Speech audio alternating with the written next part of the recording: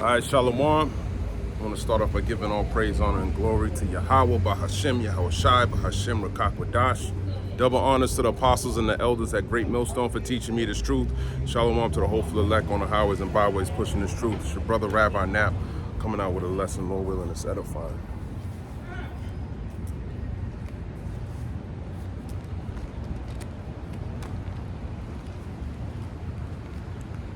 All right, I'm gonna go into the book of Joel. Let's see if that's that can get some edification out of that.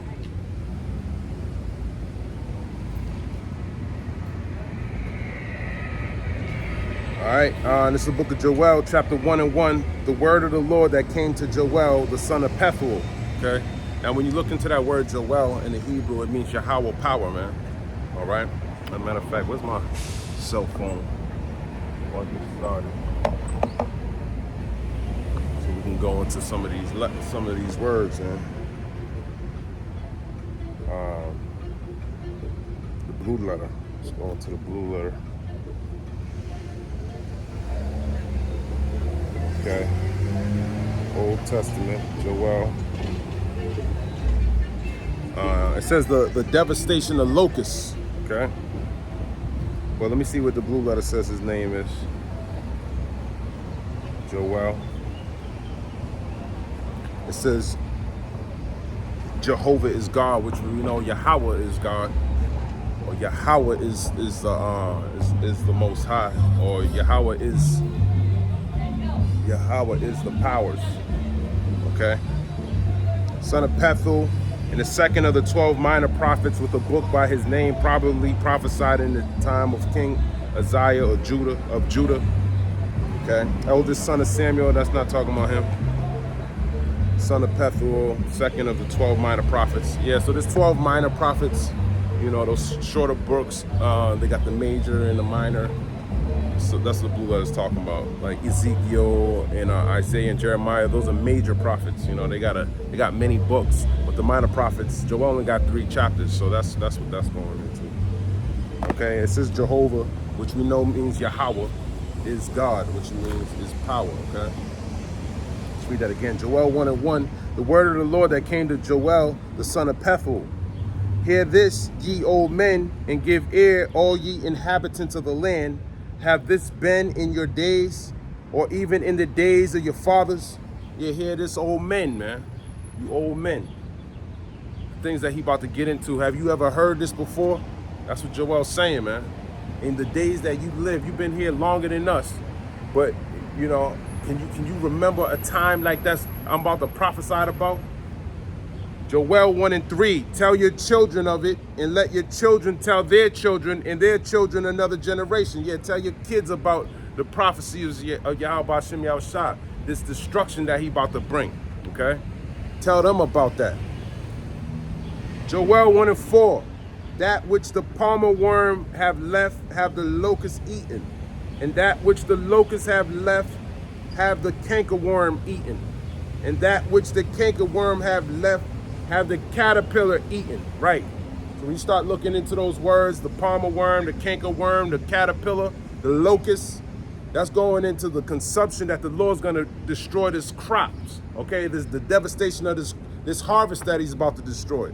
And y'all are the harvest. You people out here in Babylon the Great, y'all are the harvest. He's going to start off maybe with famine, pestilence, you know, wars, different skirmishes, right? But he gonna make sure that the caterpillar eats it all up, and the caterpillar's going to those thermonuclear missiles. That's how he's going to consume this place totally, okay? So there's going to be a progression of events that's going to happen that's going to lead to the ultimate destruction of Babylon the Great. Though will you understand? But I need to go into those words. Joel 1 to 4. I'm going to that worm, palmer worm. Okay? It just says locust. Okay. Let's go. Let's see. Let's see what Google says. What is a palmer worm?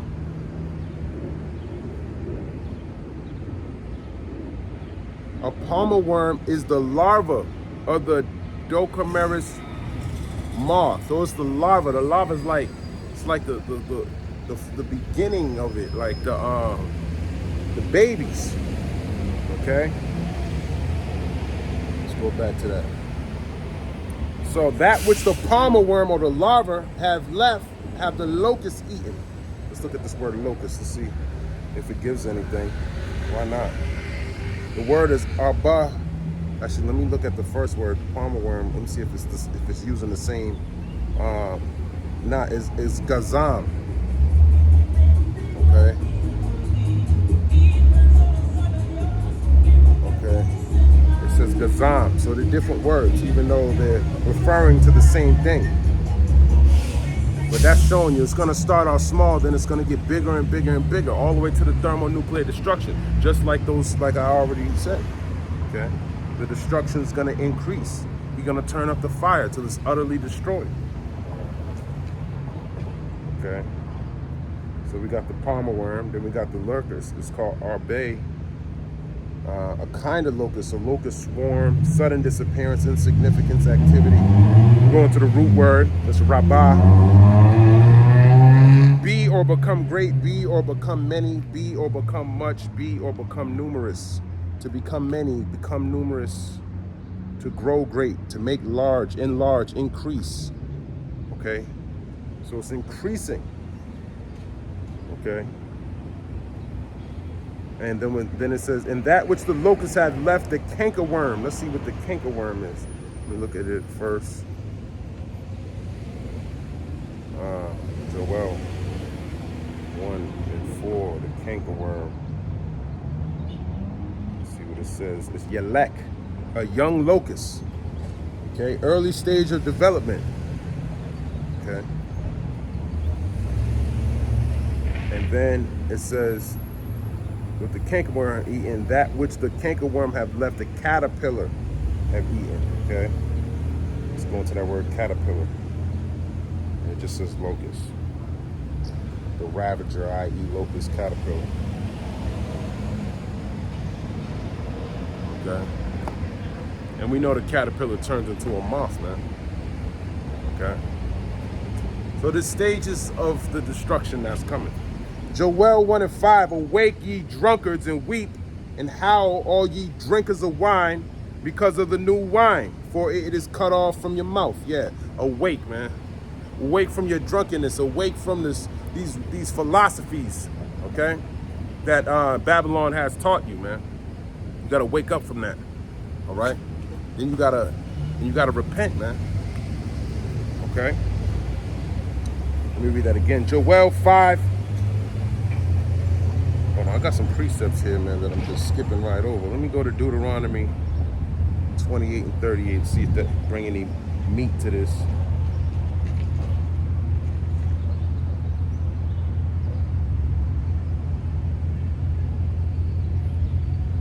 Book of Deuteronomy 28 and 38. Thou shalt carry much seed out into the field and shalt gather but little in, for the locust shall consume it. Okay, it's one of the curses going into the crops. Okay. I missed this. What's this? Psalm 78 and 4. Let's see what that is. Psalms 78 and 4. We will not hide them from their children, showing to the generation to come the praises of the Lord and his strength and his wonderful works that he have done. That's when it was talking about, you know, go tell your children about, because you need to know about Yahweh Shem Yahweh Shah, man. If you think the future is bright and you can see yourself being well off in this place, then you clearly are blinded by this wine that you've been drinking. You're definitely drunk out here, man, with these different philosophies that you. Hey, brother, you got a second? I mean, now right now, I can take your flight from here. So. Oh, okay. Now I just want to show you something. What's your nationality? I just got to take your flight right now. Okay. No, hey. Yeah, yep. All right, brother. Gotta learn something real quick.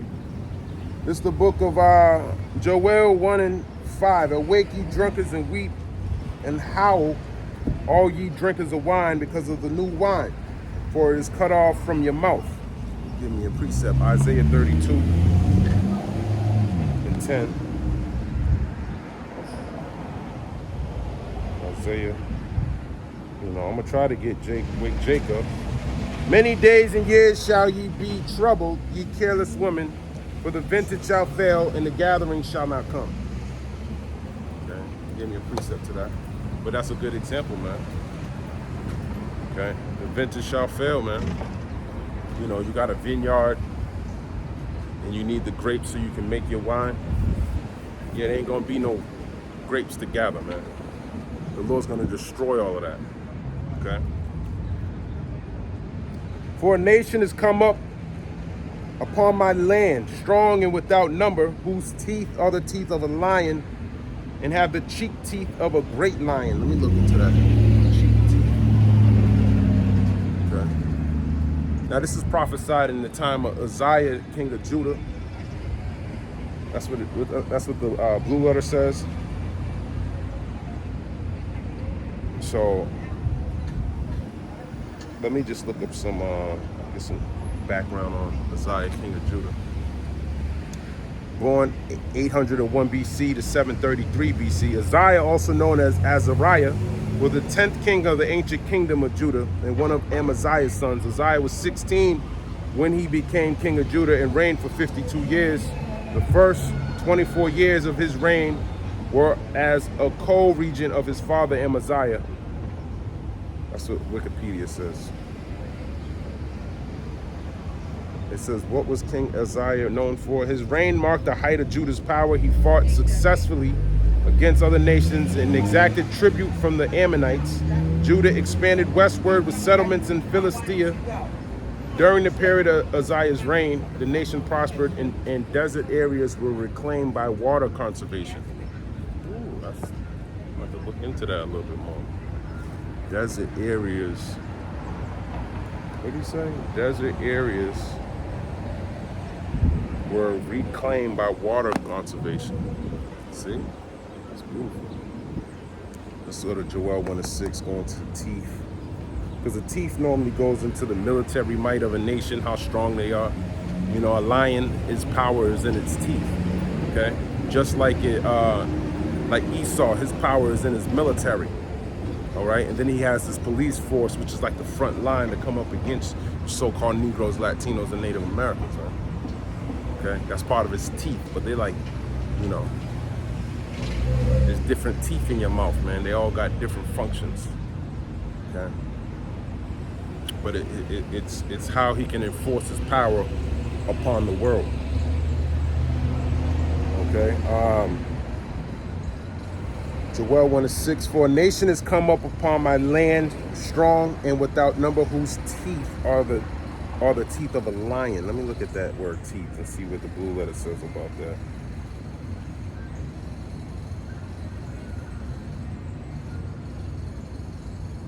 It's sen, tooth, ivory, sharp pointed rock. I don't really go into it that much. Okay. Or the teeth of a lion. Let me look at that other word for teeth, because sometimes they might say teeth and it could be two different words. See, so it says the teeth, sen. It says sen, S-E-N for the pronunciation. But then when it says the cheek teeth, it says matala, teeth, fangs, ancestors, like stronger teeth, man. Okay, that's talking about those different types of teeth, man. Okay, Joel 1:6, for a nation has come up upon my land, strong and without number, whose teeth are the teeth of a lion and have the cheek teeth of a great lion. So that might be referring to Babylon, because Babylon is known as the lion when you go into the breakdown of Nebuchadnezzar's dream. Okay, matter of fact, let's jump over there and go check that out since I brought it up.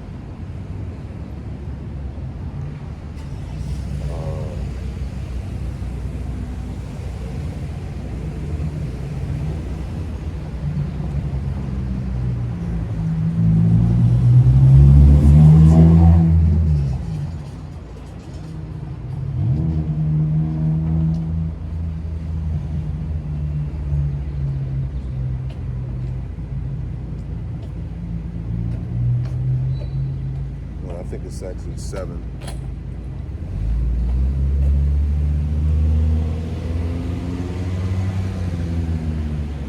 Let's see something else.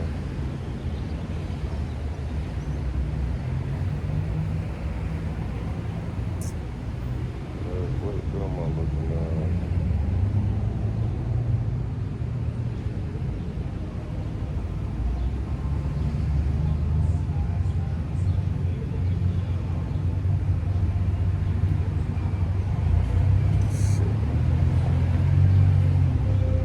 Salakia, man. Salakia.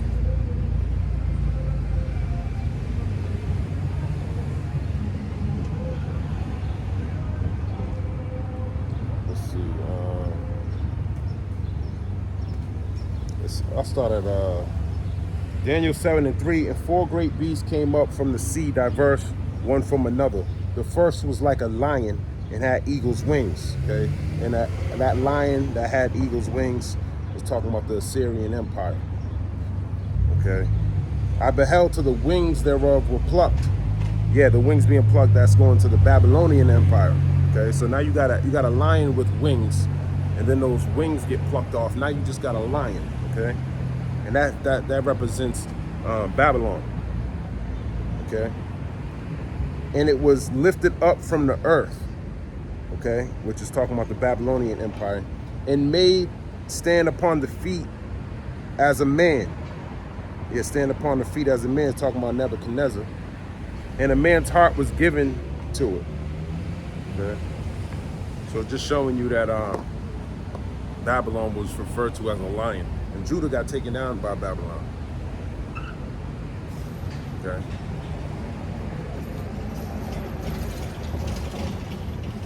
But then they returned after the Persian Empire. So I don't know. I'm trying to get a estimation of where Joel's prophesying, because sometimes the blue letter go off. You got to really go do your own research and back it up, because not everything in the blue letter is true. Okay, might be King Isaiah, but he's talking. There was plenty of famines, man. Okay, but I think Joel's prophecy is clearly prophesying about. It can apply to different times, but the fulfillment of all the prophecy is coming to pass in these last days, man. Okay, these words have life. Okay, they apply to a lot of different things, a lot of different timelines. Okay. It's the book of Joel, chapter 1 and 7. He have laid my vine waste and barked my fig tree. He have made it clean bare and cast it away. The branches thereof are made white. Give me a precept, Isaiah 5 and 6. Hold on.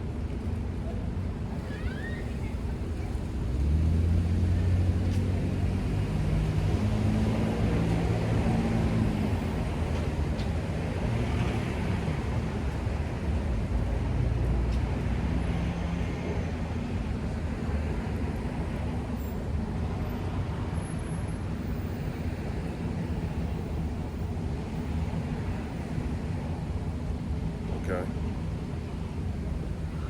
Salakia. Oh, Isaiah 5 and 6, Salakia. I got just something just popped on my phone. Isaiah 5 and verse number 6. It says, and I will lay it waste. Actually, let me start at 5. Actually, damn. I might as well start at the top. Isaiah 5 and 1. Now will I sing to my well-beloved a song of my beloved, touching his vineyard. My well-beloved have a vineyard in a very fruitful hill. Now we know this is talking about Jerusalem. And he fenced it and gathered out the stones thereof and planted it with the choicest vine and built a tower in the midst of it, and also made a wine. What's up, man? And also made a wine press therein, and he looked that it should bring forth grapes, and it brought forth wild grapes. It's talking about the nation of Israel, man. He built a perfect vine, but what did they do? They stopped following the law, statutes, and commandments and became like a degenerate plant. And it brought forth wild grapes. And now, O inhabitants of Jerusalem and men of Judah, judge, I pray you, betwixt me and my vineyard? What could have been done more to my vineyard that I have not done in it? Yeah, he cultivated it. He gave them law, statutes, and commandments. He made a covenant with them, and they completely rebelled against him. Yeah. Wherefore, when I looked that I Yeah, should... yeah, have a good one. Yeah, you too, brother. That it should bring forth grapes, brought it forth wild grapes. Yeah, they were supposed to bring forth grapes, man. Good grapes, but it brought forth wild grapes. Okay? Fruits that it wasn't cultivated to bring back. Okay, you're supposed to be bringing forth good fruit, man. You're supposed to be bearing fruit. Okay? And now, go to, I will tell you that I will do to my vineyard. I will take away the hedge thereof, and it shall be eaten up, and break down the wall thereof, and it shall be trodden down. Okay, this is talking about the nation of Israel, man. Okay, and he did that. He took away the hedge, and what happened? The kingdom split, and then Israel got taken away, and then what? The southern kingdom got taken away, man. He destroyed the plant, man. See, we're nothing without Yahweh Shem Yahushua. So, you know, hopefully if you get anything out of any of these videos that you watch, is that you are literally nothing without the Lord. If the Lord ain't on your side, you're nothing, man. And he's showing you why you don't reject your power, man. Okay? This is why we're coming back to that time where we're cleaving unto the Lord. This time we ain't letting go. We're never letting the Lord go again after this one, man. Okay? Which means we're going to keep our foot on our enemies for eternity, okay? Because this time we ain't letting go of the Lord, man.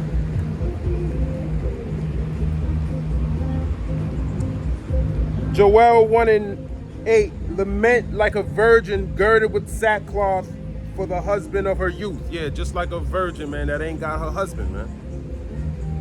Okay? That passed away. As a matter of fact, there was a king that died, he won a battle, I'm trying to think of his name, and his daughter, let me see, she went to go mourn for her virginity. Let me see if I can get that.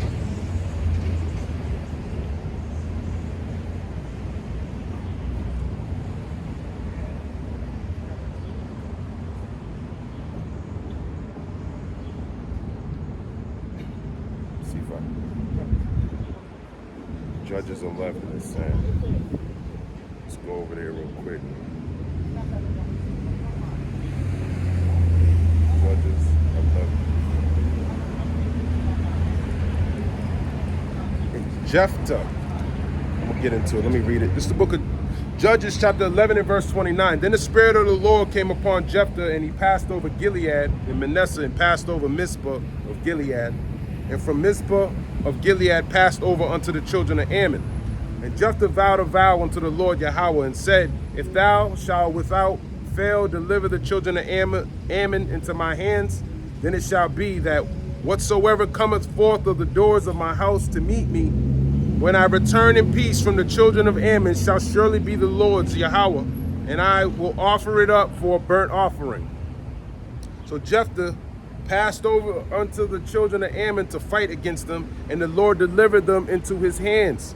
And he smote them from Aurora even till the come to Minith, even 20 cities, and until the plain of the vineyards with a very great slaughter. Thus the children of Ammon were subdued before the children of Israel. And Jephthah came to Mizpah unto his household, and behold, his daughter came out to meet him with timbrels and with dances, and she was his only child.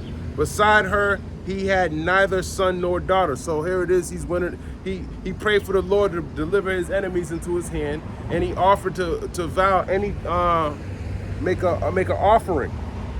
Okay. And he said basically that what did he say? I just skipped it.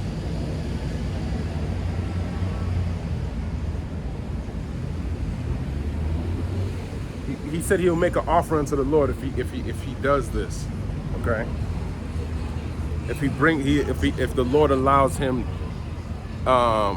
brings his enemies into his hands, meaning he wins his battles, okay? his battles that he's going off to fight against the Ammonites.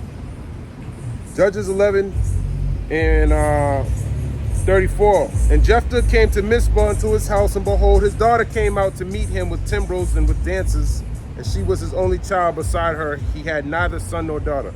And it came to pass, when he saw her, that he rent his clothes, and said, Alas, my daughter, thou hast brought me very low, and thou art one of them that trouble me, for I have opened my mouth unto the Lord, and I cannot go back. Okay. So just like he said in verse 31, he said, I'm going to read that again. Judges 11 and 30. And Jephthah vowed a vow unto the Lord and said, If thou shalt without fail deliver the children of Ammon into my hands, then it shall be that whatsoever cometh forth of the doors of my house to meet me, when I return in peace from the children of Ammon, shall surely be the Lord Yahweh's, and I will offer it for a burnt offering. So he made a vow. Kind of a silly vow, man. The first thing that comes to my house, I'm going to offer it as a burnt offering, man. Just to show you how Israel mind was skewed, man. That's you mixing philosophies with other paganistic gods, man. This is how confused we are, man. Okay, jump back down to 34. And Jephthah came to Mizpah unto his house, and behold, his daughter came out to meet him with timbrels and with dances, and she was his only child. Beside her he had neither son nor daughter. And it came to pass, when he saw her, that he rent his clothes and said, Alas, my daughter, thou hast brought me very low, and thou art one of them that trouble me. For I have opened my mouth unto the Lord, and I cannot go back. Yeah, he made a vow, man. He can't go back on his vow. And she said unto him, My father, if thou hast opened thy mouth unto the Lord Yahweh, do to me according to that which have proceeded out of thy mouth. For as much as the Lord Yahweh have taken vengeance for thee of thine enemies, even of the children of Ammon. So he was going to stay true to his vow to the Lord. And she said unto her, Father, let this thing be done for me. Let me alone 2 months, that I may go up and down upon the mountains and bewail my virginity, and Shalaki, I and my fellows. And he said, Go, and sent her away for 2 months. And she went with her companions and bewailed her virginity upon the mountains. And it came to pass at the end of the 2 months that she returned unto her father, who did with her according to his vow, which he had vowed, and she knew no man, and it was a custom in Israel. Yeah, it was a custom in Israel to bewail your husband and your virginity. Maybe you might have been espoused to a husband and that husband died, man. Yeah, it's time to lament. It's time to, you got to bewail. That the daughters of Israel went early to lament the daughter of Jephthah the Gileadite 4 days in a year. So, that's another thing, man. The daughters of Israel went yearly to lament the daughter of Jephthah the Gileadite 4 days in a year, man. 4 days in a year. Normally you celebrate once. They celebrated 4 days in a year, man. So that's a lot of lamenting, man, for her, man. We're going back to Joel. Okay. Joel chapter 1 and 8. Lament like a virgin girded with sackcloth for the husband of her youth. Yeah. Lament just like Jephthah's daughter, man. Okay. Then she was offered up for a burnt offering, man. And she came back. She didn't run away. Okay.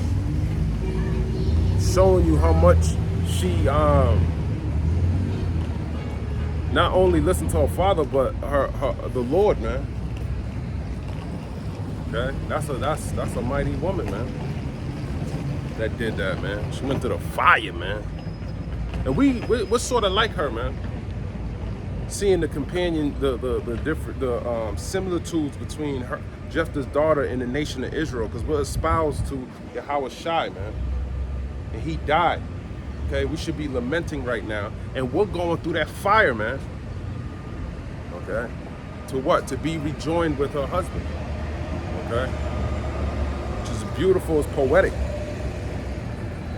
Okay. Let's give me a precept. Isaiah 22 and 12. Isaiah 22 and verse 12. It says,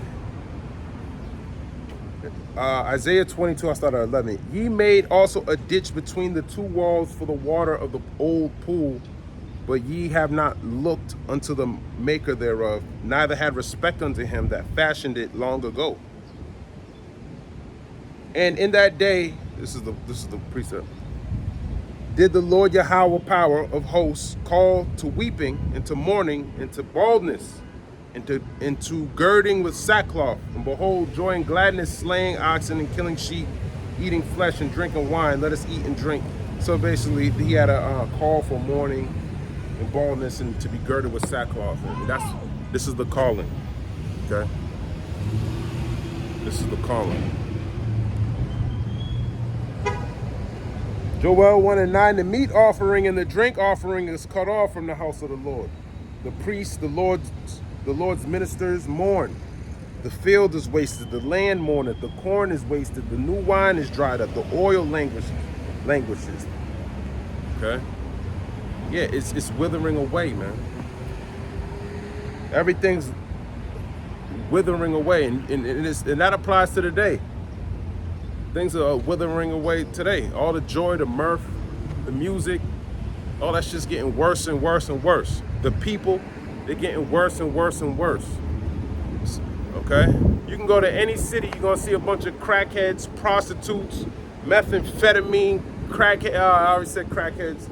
You know, that's gonna increase.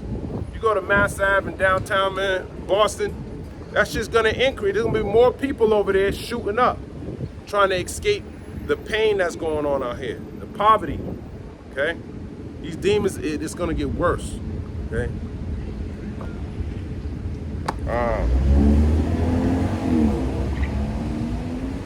Let's give me a precept. Jeremiah 12 and 11. Jeremiah 12, verse 11. They had made it desolate, and being desolate, it mourneth unto me. The whole land is made desolate, because no man layeth it to heart. Yeah, that's a beautiful precept, man. No one layeth it up to heart, man. And that's how he gonna get you in a mourning state, so you can repent. By taking everything that you relied on and just taking all that away from you. That's gonna force you to be in a mourning state, since you don't want to mourn. Okay? Everything's destroyed, but you still got that pride on you, man. And the Lord knows exactly what to do. He gonna take away the stay and the staff, man. He gonna take away the resources and your food, man. Your money. He gonna take all that away from you, man. It's like when you put a kid on punishment, you might take his PlayStation, his video games. He gets very repentive when you start taking things away. And that's what the Lord gonna do with everybody, but more so to prove his men. Okay?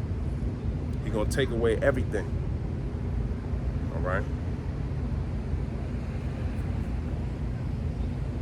Joel 1 and 11, be ye ashamed, O ye husbandmen, how, O ye vine dressers, for the wheat and for the barley, because the harvest of the field is perished. Yeah, the harvest of the field is perished, man. You done put all this effort into sowing something. You a husbandman, you know. How does that apply today? We're still husbandmen. In modern day time, we work. You know, we sowing those seeds thinking that we're gonna get a return. But the Lord said, you doing all of that in vain, because I'm gonna take all that away. Okay? The book of Jeremiah, chapter 14. I'll start at 1. It said, the word of the Lord that came to Jeremiah concerning the dearth. Actually, let's look at that word dearth, because I think dearth means famine. But I want to just double. 14. That word dearth in Jeremiah 14 and 1. The dearth. That's exactly what it means.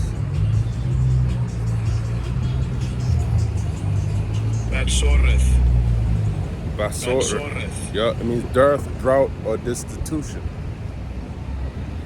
Okay. Judah mourneth, and the gates thereof language, they are black unto the ground, and the cry of Jerusalem is gone up. Yeah, Judah mourneth, man. Judah should be in a mourning state. Talking about the southern kingdom, man. in the gates thereof language, talking about our nobles, our leaders. Okay, they are black unto the ground. They're black, man. But Jerusalem was burnt up. Okay, but it's comparing them to the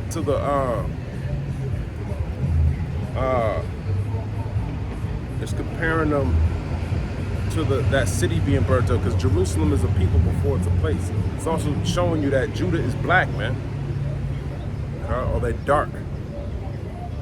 And the cry of Jerusalem is going up, and we should be crying, man. We should be mourning, all right? And their nobles have sent their little ones to the waters. They came to the pits and found no water. They returned with their vessels empty. They were ashamed and confounded and covered their heads. Yeah, they're ashamed and confounded. They didn't have anything, man. Okay? You see how that gets you into that mourning state when things are taken away? Because the ground is chapped, for there was no rain in the earth, and the plowmen were ashamed. They covered their heads. Cover their heads, man. Joel 1:12, the vine is dried up, and the fig tree languisheth, the pomegranate tree, the palm tree also, and the apple tree. Even all the trees of the field are withered, because joy is withered away from the sons of men. Yeah, the joy is withered away from the sons of men. Okay? All this shit y'all happy for, going to work, that shit about all of it. You got a job, you about to lose it. You got a girl, she gonna leave you. Okay? You got kids, they gonna despise you. Okay? It's the book of Joel, chapter 1, and verse 13. Gird yourselves and lament, ye priests. Howl, ye ministers of the altar. Come lie all night in sackcloth, ye ministers of my God. For the meat offering and the drink offering is withholden from the house of your God. Yeah, all of that's being withholden, man. Come and lament. Put your sackcloth on. Come cry out to the Lord. Come to the altar, man. Come show the Lord how much you're repentant. Come show him. He wants to see it. Okay? Should he destroy you with the rest, or should he have respect unto your cry? Can he really see that you're repentive, or are you proud like everyone else? Because they got a death sentence coming to them. They got famine coming to them. They got destruction coming to them. But what are you gonna do? Now you're gonna cling to the altar, like what's his name? King Solomon's brother.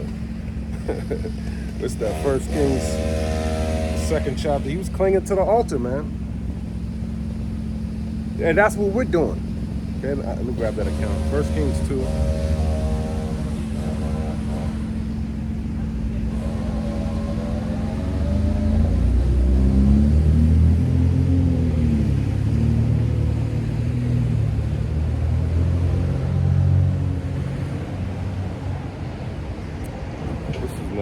Adonijah?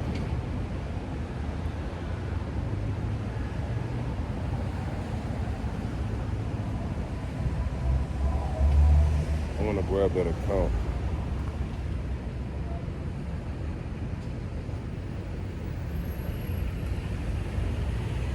Adonijah. Let me just type him in. Adonijah. Okay.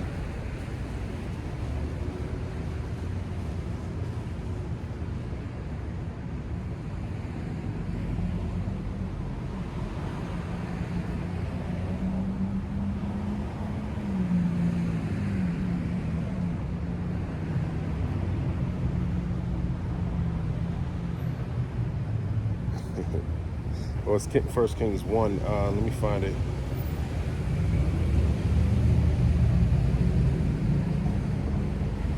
I think I'm right here. So Adonijah, when King Solomon was going to be anointed king, he raised up and tried to say he was going to be king. Okay? Well, you can read about that in 1 Kings, the 1st chapter. But I'm going to jump down to verse 50. 1 Kings 1 and 50. And Adonijah feared because... Actually, 1 Kings 1:49. And all the guests that were with Adonijah were afraid and rose up and went every man his way. Yeah, they were afraid because King Solomon was he had a ceremony to make him king.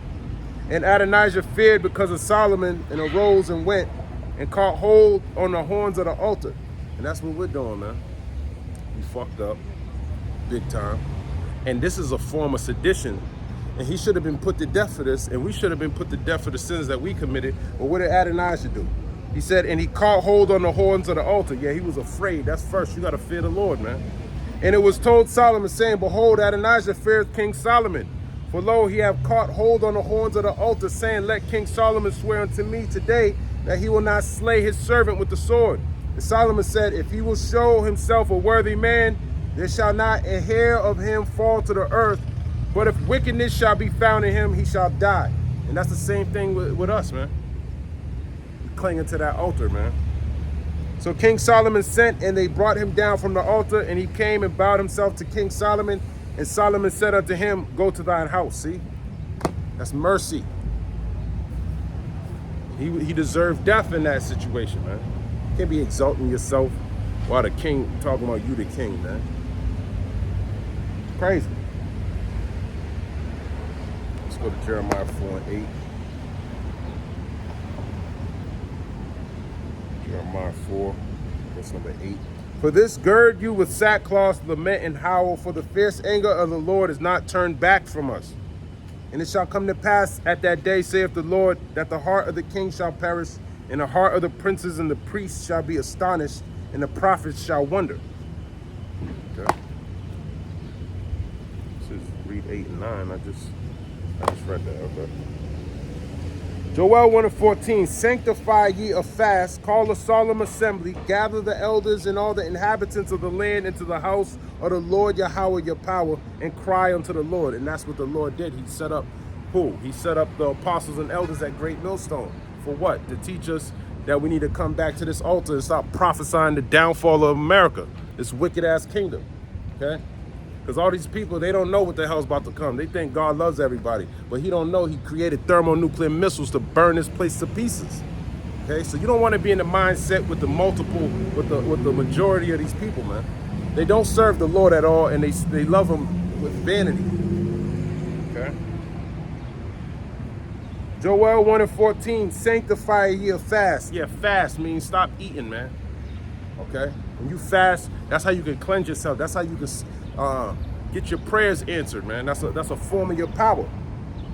Call a solemn assembly, gather the elders, and the elders are gathered together. This word has been opened up to the prophets, but not everyone can receive this word because it's not for everybody. Okay.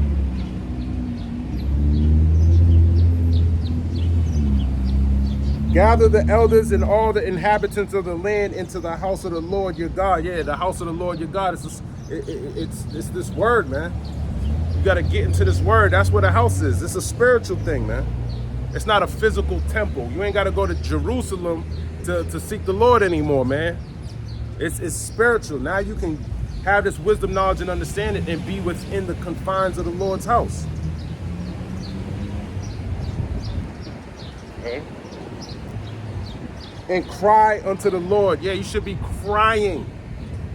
Okay, especially you so-called Negroes, Latinos, and Native Americans. Y'all being oppressed by your enemy, man. You're still living in this land today, and y'all are happy. That's why the Lord got to destroy you, because you're sick. Okay, you think that you're happy. You're not happy. This is all an illusion, man.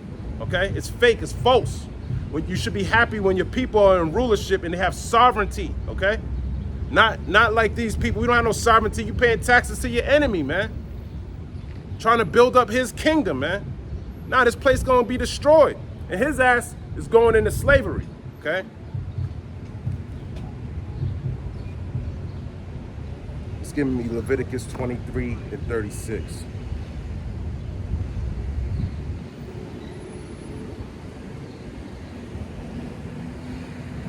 It's the book of Leviticus 23 and 36. I'll start at 35. On the first day shall be a holy convocation. Ye shall do no servile work therein. 7 days ye shall offer an offering made by fire unto the Lord Yahweh.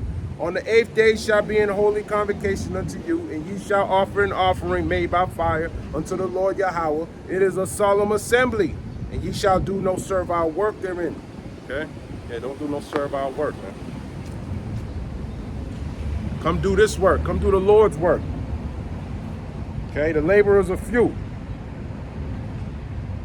Let's give me another. It's telling me to jump to Joel, the 2nd chapter. It says, blow ye the trumpet in Zion and sound an alarm in my holy mountain. Zion represents you so-called Negroes, Latinos, and Native Americans. Okay? It means a memorial. Okay? People should be looking at you and your works and be remembering the Lord. You crying out to the Lord, that should be the memorial of how his laws, statutes, and commandments aren't being exalted here on the earth. That's what they should be seeing out of the children of Israel. They should be lamenting, okay? They should be mourning. Ashes should be on their head, man. Okay? And sound an alarm in my holy mountain. An alarm is meant to wake you up, man. And the Lord's sounding a loud alarm to you so-called Negroes, Latinos, and Native Americans. Y'all don't know this devil about to come and destroy you niggas? He about to kill y'all, man. You still don't get it. Let all the inhabitants of the land tremble. Yeah, you should be afraid of the destruction that the Lord's about to bring to this place. For the day of the Lord cometh, for it is nigh at hand, meaning it's near. The day of the Lord is nigh at hand, man. You too, brother. The day of the Lord is nigh at hand, meaning he's coming back soon. Okay? You got to measure the times diligently. Okay? As a matter of fact, let me grab that. We ain't in no rush, man. We in no rush. Second Ezra, the 9th chapter. Okay. It's the book of 2nd Ezra 9:1. He answered me then and said, measure thou the time diligently in itself, and when thou seest part of the signs pass, which I have told thee before, then shalt thou understand that it is the very same time wherein the highest will begin to visit the world which he made. Yeah, he coming back, man. Okay? That's what Joel's talking about. That's what Edges was talking about. That's what I'm talking about. Okay, you can't see this destruction? Now, they didn't know about the MOTB. They didn't know about these thermonuclear missiles that are created. And people, they don't think of, that's not on their daily mind. They think they're saved. Tell me one thing. How are you saved from thermonuclear destruction? Can a Christian please tell me the answer to that? How do you know you're saved from that? Are you nuclear proof? No, you're not. So they believe in folly, man. They're serving some false god. Okay? That's why their mind, it's all discombobulated, man. That's why you got people coming to camps and trying to disrupt we don't want to battle with you, man. I don't want no damn Christian. I want to debate Psalm 44. No. Come on, man. How is that going to be edifying? How is that waking up my people? Go prophesy to your people, man. Go tell them your bullshit. Everyone loves each other bullshit. That homosexual doctrine, man. Okay? You're the same type of people that tell people, don't trust a stranger, and then you celebrate fucking Halloween and you bring your kids door to door. Hypocrisy. Okay? God loves everybody, man. Come on, man. If you say that, you're a reprobate. This is the book of Joel, chapter 1 and 15. Alas, for the day of the Lord is at hand, and as a destruction from the Almighty shall it come. Yeah, destruction from the Almighty shall it come. Destruction, okay? It's not love and peace and prosperity, okay? Destruction, okay? Your harvest is withering away. The things that you're working hard for is withering away. The money that you're working for is withering away. You don't understand inflation and how that works? You don't understand that someone keeps printing money, they have full control over the rate of inflation. They have full control over everything that your oppression. Okay, they can turn it up and turn it down as they please. And not only that, you got these heathens too. You're in the midst thereof. Okay? There's some precepts I got. Bring me right to Jeremiah 30 and 7. Let's go over there. It's the book of Jeremiah, chapter 30 and verse 7. Alas, for that day is great, so that none is like it. Yeah, there's none gonna be like it. Okay, this is that time in the world where it's never been seen before. Famines, pestilence, wars, all at once. Destruction, captivity. Esau about to come in like a flood, man. And he's the most vile, most base man. He got all the weapons, all the guns. Okay? All the technology. Robot dogs, robots fucking that are human man-sized robots, man. He got all of that. Direct energy weapons. He has everything, man. The most vile man, the most base man got all of this. And he's ruling over you. And you ain't lamenting, you ain't, come on, man, you ain't in sackcloth. Now we want our power to deliver them into our hands, man. Because we know we need spiritual power to deal with these fools, man. And even if you don't give us spiritual power, please put me next to somebody that does. That's what, please guide my steps to where I need to be. Sure, if I don't got spirit, give it to my brother, man. Give it to somebody close to me. Give it to him. Okay? I'll be in the background praising Yahweh Shimmy outside when he's destroying this Esau's military. Okay?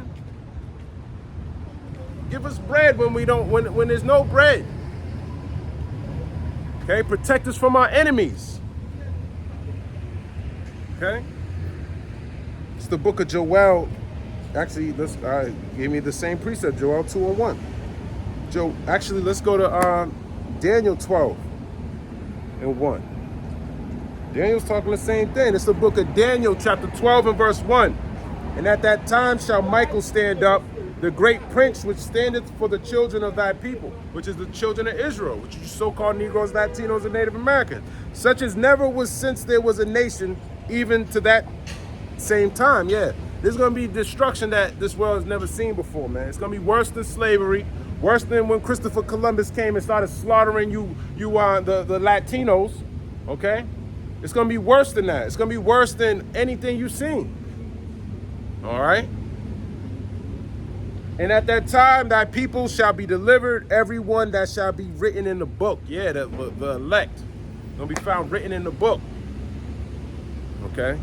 And these are some of the tokens that the elect will be doing. They'll be prophesying. They'll be searching the scriptures daily. They'll be trying to figure out if all these things that are said are true. Okay? Because salvation is only for the Jews, man. It's for the Israelites. It's for you so-called Negroes, Latinos, and Native Americans that have a blood connection that go back to Jacob. It's not even for all of y'all. We're so mixed up. Right now, it's the spirit that bear witness. Okay? Just like that Syrophoenician woman, man. People say, oh no, she was a heathen. Oh no, she was. Tell me how the heathen got faith like that, man. Here it is, you got a dying daughter, man. Your faith led you to the Lord, man. Okay, these heathen got these other gods that's why they were still praying to those other gods. Okay, it was her faith, man, that determines if you're an Israelite or not. You're gonna have a faith like no other people, man. That's why these heathen believe in Jesus Christ. Their faith don't bring them up out of that, man. Okay. Now this woman's faith got her out, even though she might have been wearing heathen garments and all of that. Majority, man, before 1969, man, you were a heathen too. Okay? In fact, when you were born, you were a heathen, man. You weren't following these laws, statutes, and commandments. But your faith brought you up out of that mindset. Okay? Your faith is what's going to deliver you too. Your faith is going to make sure that you hear these words of Yahweh Shem Yahushua. And your faith is going to put you on the highways and byways. Okay? Simple as that. It's the book of Joel, chapter 1 and verse 16. Is not the meat cut off before our eyes? Yea, joy and gladness from the house of our power. The seed is rotten under their clods. The garners are laid desolate. The barns are broken down. for the corn is withered. How do the beasts groan? The herds of cattle are perplexed, because they have no pasture. Yea, the flocks of sheep are made desolate. Yeah, the flocks of sheep are made desolate. Okay? Because when the Lord sends that famine, there's no grass for the sheep to eat. Okay? There's no food for the cattle, man. He destroyed the harvest, so even the animals got to pay for it too. Okay? As a matter of fact, let's go to the book of Hosea. Hosea. Where are you, big? Where are you?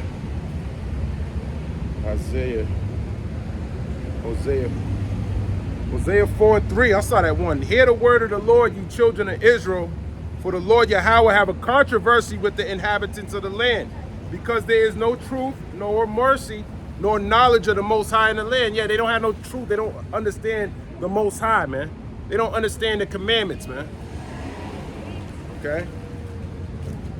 By swearing and lying and killing and stealing and committing adultery, they break out and blood touches blood, man. Yeah, committing all these sins and abominations. Not listening to the Lord. Blood touches blood, and that blood needs to be cleansed.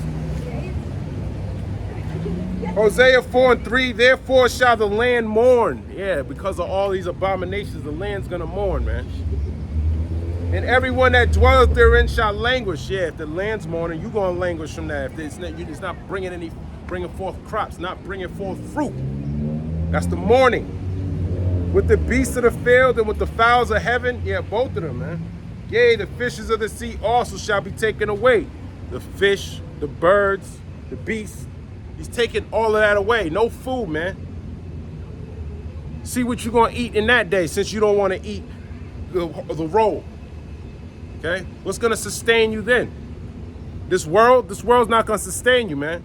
These people that are put in place to protect you, man, they're gonna be the ones ravaging your household. Esau's gonna send them into your house.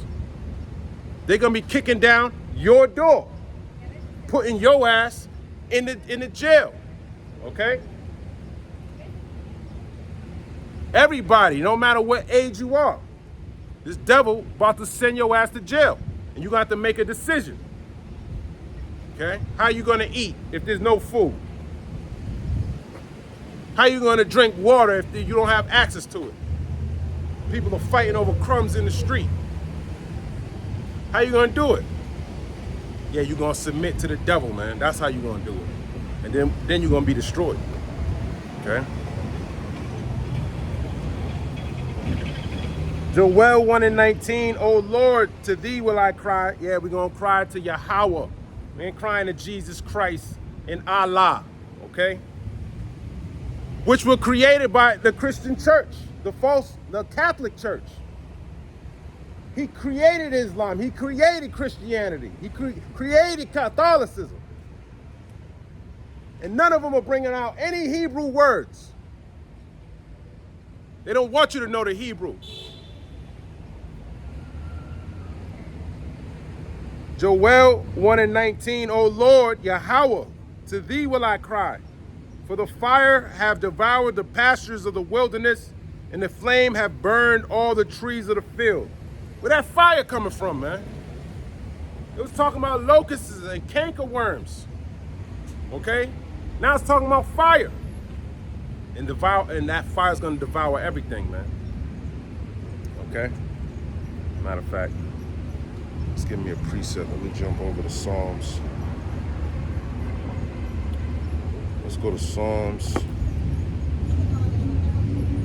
50.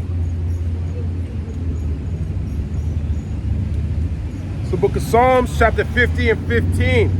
And call upon me in the day of trouble. Yeah, call upon Yahweh in the day of trouble, man. When you got police troops going door to door, snatching you up. Yeah, call upon Yahweh that day, man. I will deliver thee and thou shalt glorify me. Yeah, he gonna deliver you, gonna glorify him in that day. There's gonna be no other way for you to get out of that situation unless it was the Lord, man. And you're gonna see it, you're gonna glorify the Lord then. But I also want to get the fanners. Let's go get that. Book of Jeremiah 51:2, and I will send unto Babylon fanners that shall fan her and shall empty her land, for in the day of trouble they shall be against her round about. Yeah, those fanners, when you go back in ancient times, in the Babylonian times, when you would start a fire, you had this fanner. You would push air into the fire and it will increase the fire. Okay? And that's symbolic for the different events that are going to happen, that are going to lead all the way up to the thermonuclear destruction. Okay? Might be different T attacks. It might be, you know, all different types of situations, man, going all over the world, man. Just chaos in the street. The fanners, man. Situations that are going to lead to the ultimate destruction of this place. Joel 1:20, the beasts of the field cry also unto thee, for the rivers of waters are dried up, and the fire have devoured the pastures of the wilderness. Yeah, even the beasts are going to be crying out to the Lord, man. The beasts. Okay? Because there's going to be nothing to eat. Right? So not only the destruction of you, but the destruction that the animals are gonna have to go through during that time. There's gonna be nothing to eat.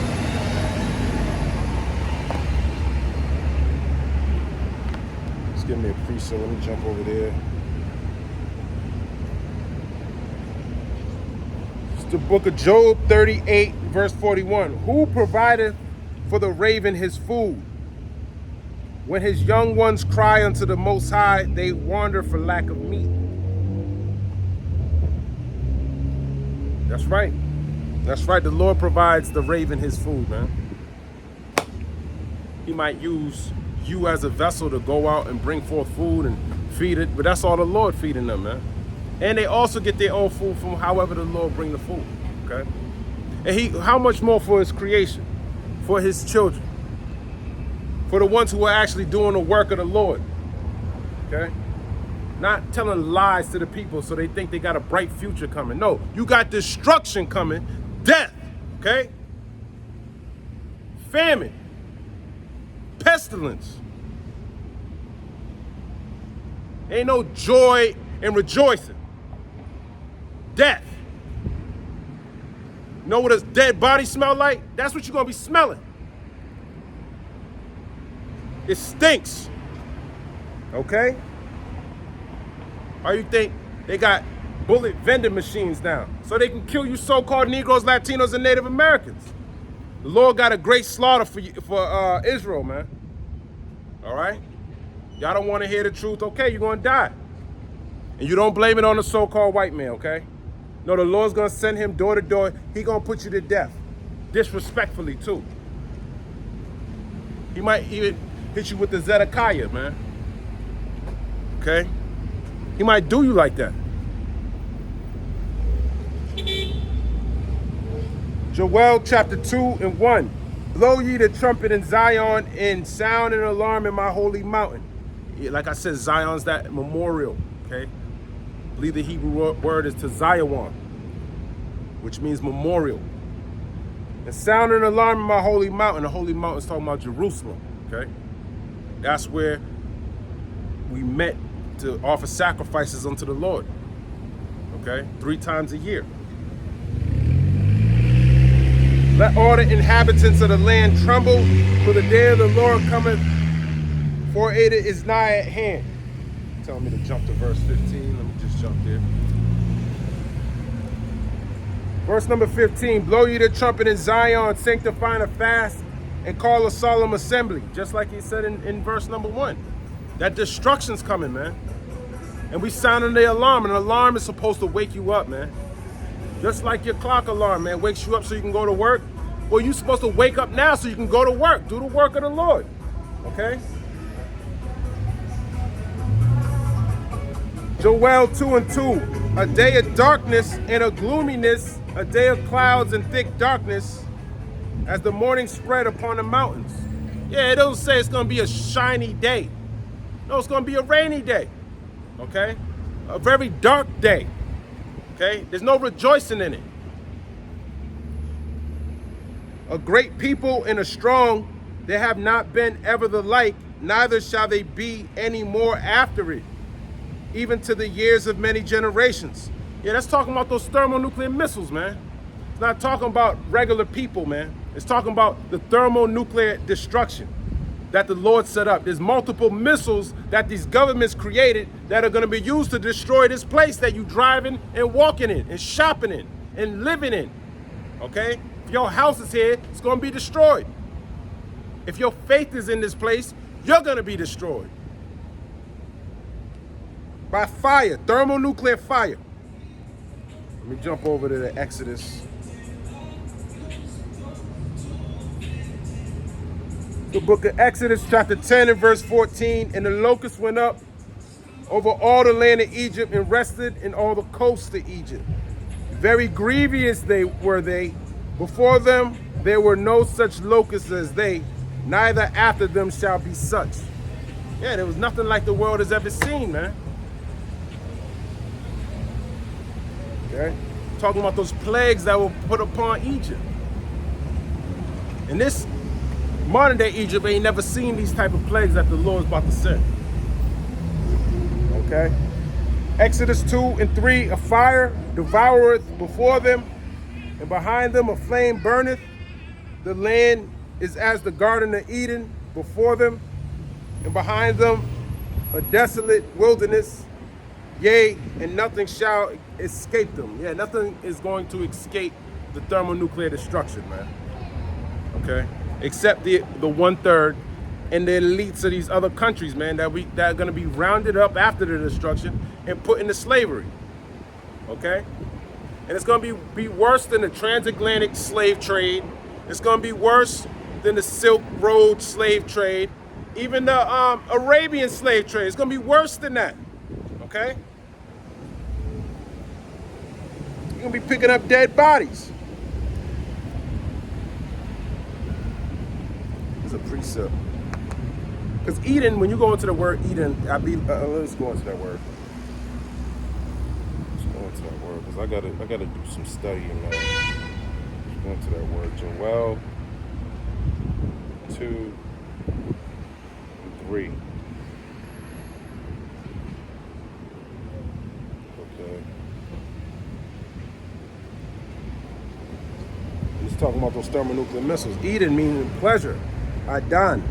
Strong's H, 5731. Aden. Adan. Okay. Means pleasure. Okay. Let's go to Genesis 17. Actually, it's probably 19.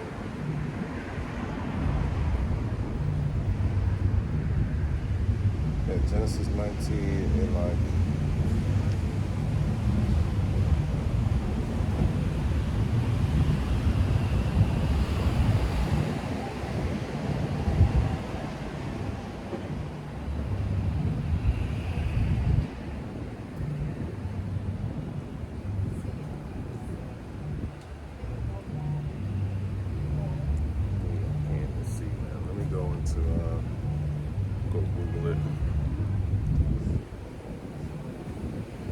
when Abraham and Lot separated.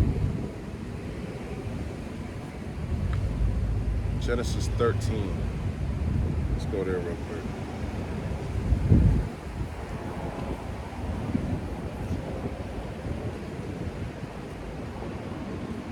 Genesis 13. Let me read it. This is Abram and Lot. And Abram went up out of Egypt. This is Genesis 13 and 1. And his wife and all that he had, and Lot with him into the south. And Abram was very rich in cattle, in silver, and in gold.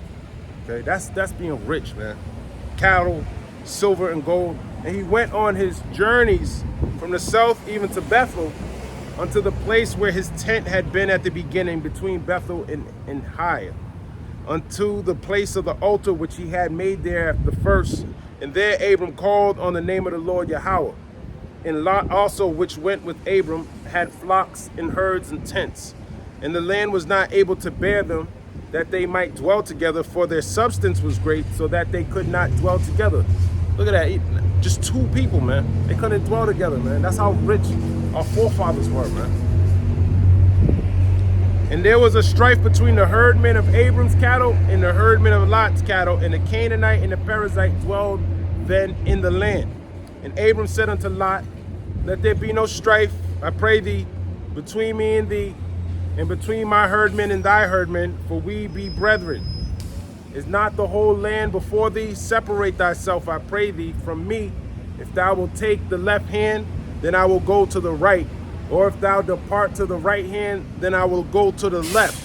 And Lot lifted up his eyes and beheld all the plain of Jordan, and it was well watered everywhere before the Lord Yahweh destroyed Sodom and Gomorrah, even as the garden of the Lord Yahweh, like the land of Egypt, as thou comest unto Zoar.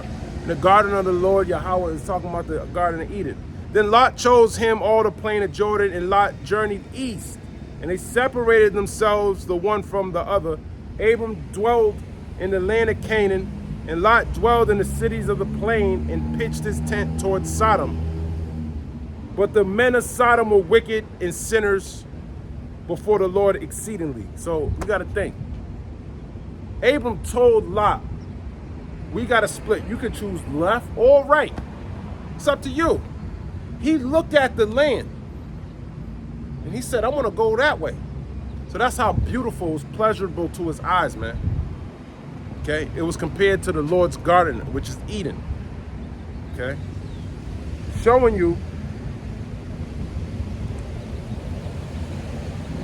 that this place might look pleasurable to some, but this place is going to be destroyed. It was just like Sodom. This is modern day Sodom, modern day Egypt. Okay, and it's going to be destroyed by fire. It's the book of Joel 2:3. A fire devoureth before them, and behind them a flame burneth. The land is as the garden of Eden before them. When we look at that word Eden, it says Adan, which means pleasure. It was pleasurable when Lot saw Sodom. It looked nice on the outside, but on the inside it was corrupt and wicked. And that's what Babylon's like. And that's why it's going to be destroyed, just like Sodom and Gomorrah. Joel 2:3. A fire devoureth before them. This is talking about those thermonuclear missiles. I want you to listen. And behind them a flame burneth. Behind the missile there's fire, right? See? The land is as the garden of Eden. It looks beautiful, right? But after the missiles, this looks like trash. He's listening. That's beautiful. And behind them a desolate wilderness. Yeah, this is going to be a desolate wilderness, man. Where desert creatures are going to live here for eternity. Yea, and nothing shall escape them. Yeah, nothing's going to escape this destruction, man. The appearance of them is as the appearance of horses, and as horsemen, so shall they run. Yeah, they're going to be fast. They're going to be swift, man. It's like a horse. You got to think, Joel's looking at a time where it weren't cars. The fastest thing back then was probably a horse. Okay? Like the noise of chariots on the tops of mountains shall they leap. Like the noise of a flame of fire that devoureth the stubble, as a strong people set in battle array. Yeah, like a strong people. He's comparing nuclear missiles unto an assembly of people. Okay? And saying they're fast, just like horses. But this is not talking about people. This is talking about thermonuclear missiles. It's the book of Revelation, chapter 9, and verse number 9. And they had breastplates, as it were, breastplates of iron, and the sound of their wings was as the sound of chariots of many horses running to battle. And they had tails like unto scorpions, and there were stings in their tails, and their power was to hurt men 5 months. And they had a king over them, which is the angel of the bottomless pit. That's pretty much it on that. Yeah, they had breastplates of iron, man. He's describing what they look like. The metal that's around them, man. That's what he's talking about. He's talking about these thermonuclear missiles that a lot of people think they're just there for display. Now, they ain't make that for display.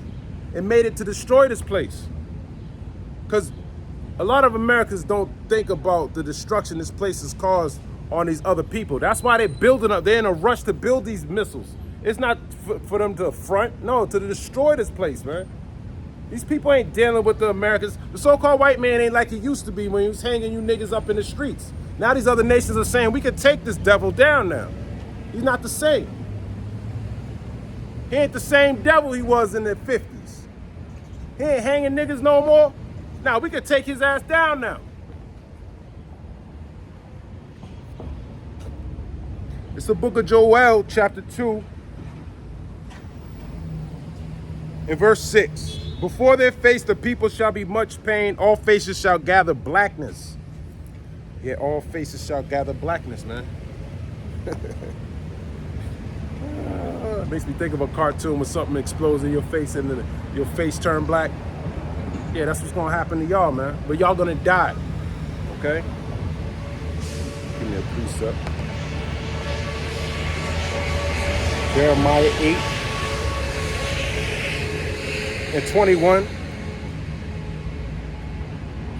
Oh, no, let me start at 20. Jeremiah 8 and verse 20.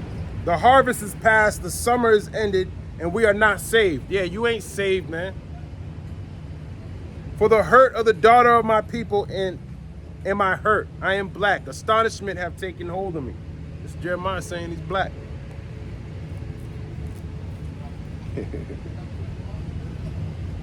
Actually, 21 I wanted to get to, so I did.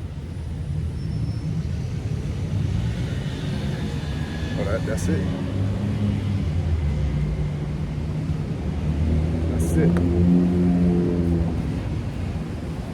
It's the book of Joel, chapter 2, verse 7. They shall run like mighty men. They shall climb the wall like men of war. And they shall march everyone on his ways, and they shall not break their ranks. He's talking about these thermonuclear missiles, man. Telling them how they're gonna climb the wall like men of war, man.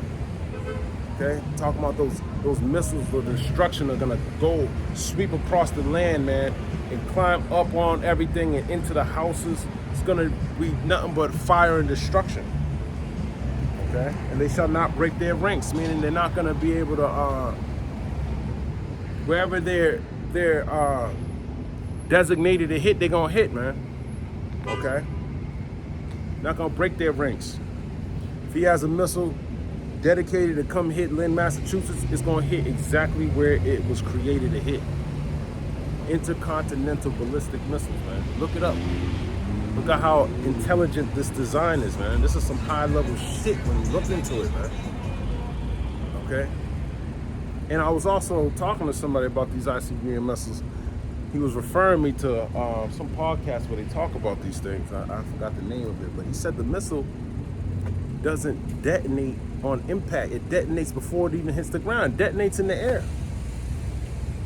And then so it can have that full explosion. It knows at what level it's supposed to detonate at.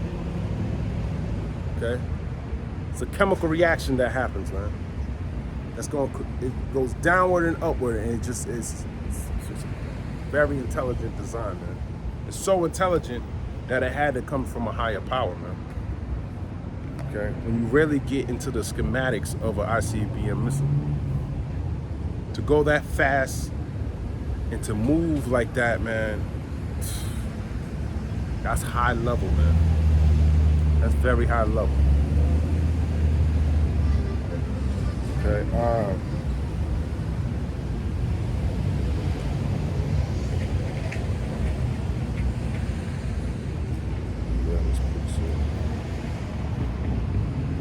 It's the book of Isaiah 54 and 16. Behold, I have created the smith that bloweth the coals in the fire, and that bringeth forth an instrument for his work, and I have created the waster to destroy.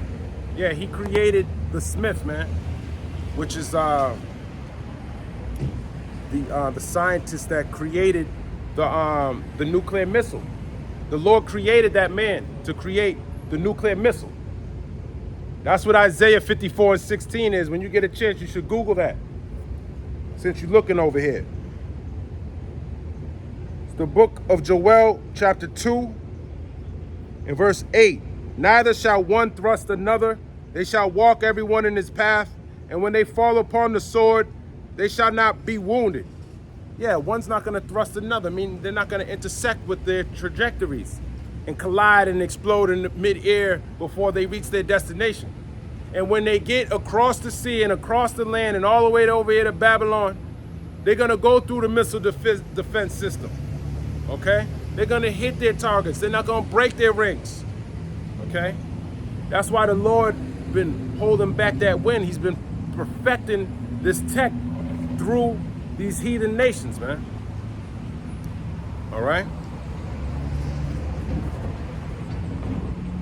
Joel chapter 2 and verse 9, they shall run to and fro in the city. They shall run up upon the wall. They shall climb upon the houses. They shall enter in at the windows like a thief. Yeah, that destruction, that fire from these missiles. When a missile hits, it detonates, and the fire goes into windows. It goes everywhere. It destroys everything. Joel 2 and 10. The earth shall quake before them. The heavens shall tremble. The sun and the moon shall be dark, and the stars shall withdraw their shining. Yeah, that talking about that destruction. Okay. I'm gonna jump over to Isaiah 24.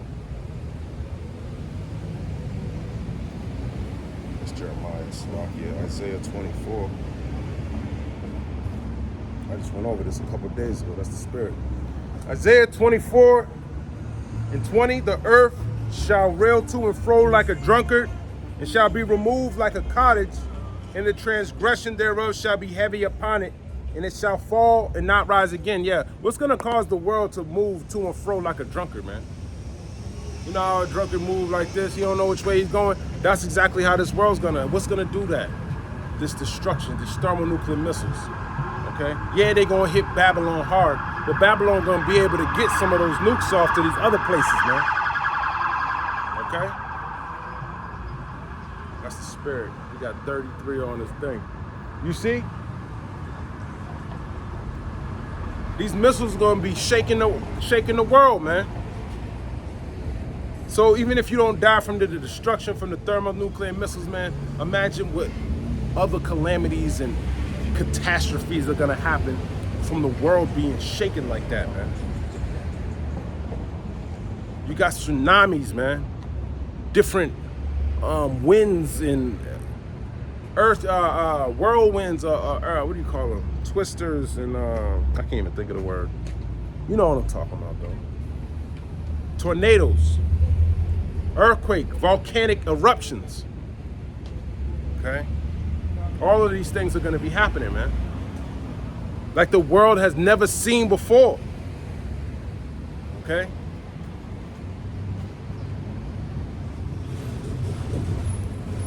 It's telling me to jump to 18. What? Psalms 18. Let me grab that preset.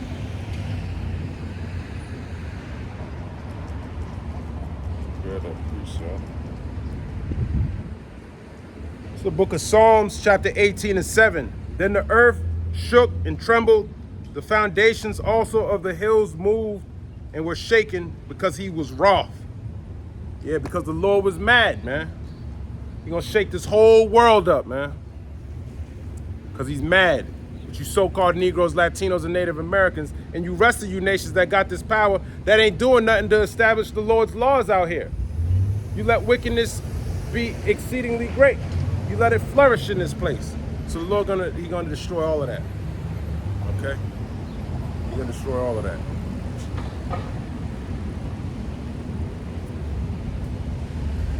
Joel 2 and 11, and the Lord shall utter his voice before his army, for his camp is very great. For he is strong that executeth his word. For the day of the Lord is great and very terrible. And who can abide it? Who can abide it, man? Who can abide it, man? Okay? No one can abide that destruction, man. It's almost impossible. But nothing's impossible with the Most High, man. He gonna deliver who he gonna deliver. He gonna have mercy on who he's gonna have mercy. Okay?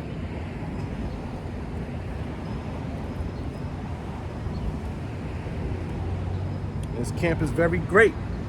He's talking about these missiles, man. That's part of his camp. That's like an army of his camp. The Lord got these missiles, all different types of missiles. That's his camp. He got the angels in heaven. That's his camp. Okay? The host of heaven, that's his. And he got his elect men that gonna have spiritual power, man. Who could come up against that? That's what I'm saying. We're more mighty, we're stronger than they are, man. One people shall be stronger than the other people. The Lord gonna show Esau that Jake's stronger than him, man. Much mightier and stronger than him, man. Okay? Our power is much greater than yours.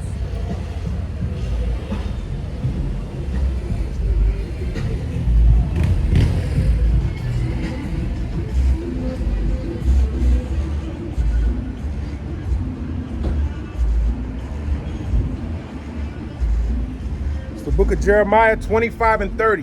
Therefore prophesy thou against them all these words, and say unto them, the Lord Yahweh shall roar from on high, and utter his voice from his holy habitation. He shall mightily roar upon his habitation. He shall give a shout as they that tread the grapes against all the inhabitants of the earth. Yeah, he gonna tread you, man. He gonna make wine with the heathen, man. All right? It's gonna be a bitter wine, though. Okay? Because y'all like those grapes, those wild grapes.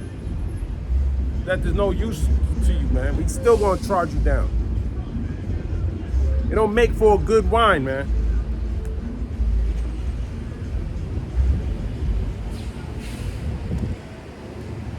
It's the book of Joel, chapter 3 and 16. The Lord Yahweh also shall roar out of Zion, and utter his voice from Jerusalem. And the heavens and the earth shall shake, but the Lord Yahweh will be the hope of his people and the strength of the children of Israel. Yeah, of the strength of the children of Israel. Not the strength of everybody, man. Of the strength of the children of Israel, which is you so-called Negroes, Latinos, and Native Americans. Okay? Got Jake walking by acting like he had his head down walking by the word, man. And you're probably gonna have your head down in the kingdom. Okay? Let me grab that. It's popped in my head.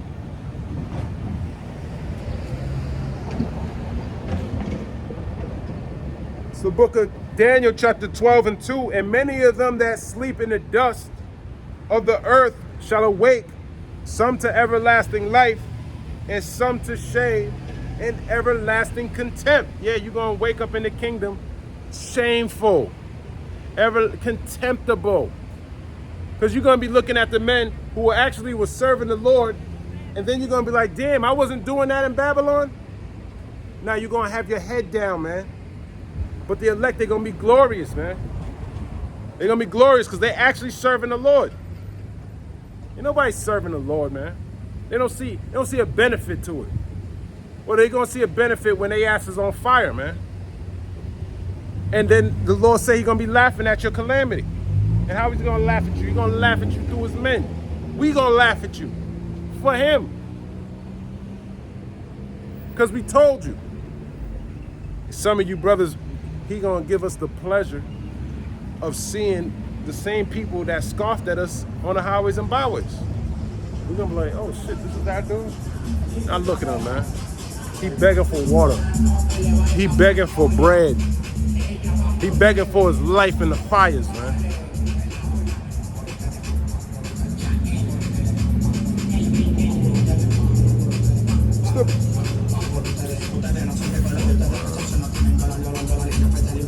I need to block this, man.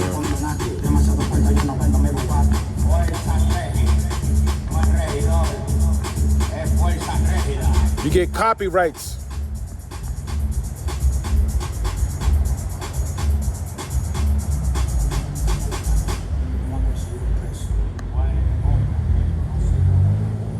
You get copyrights when people do that, man. I've been getting copyrights on stupid shit that I ain't even do.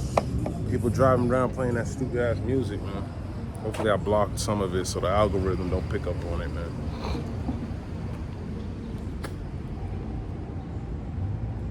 Joel chapter 2 and 12. Therefore also now saith the Lord Yahweh, turn ye even to me with all your heart, and with fasting and with weeping and with mourning. So he keeps telling you, man, fast, weep, mourn. Destruction's coming. Okay, it's the same thing over and over and over, man. We piped unto you, but you won't lament. Let me grab that.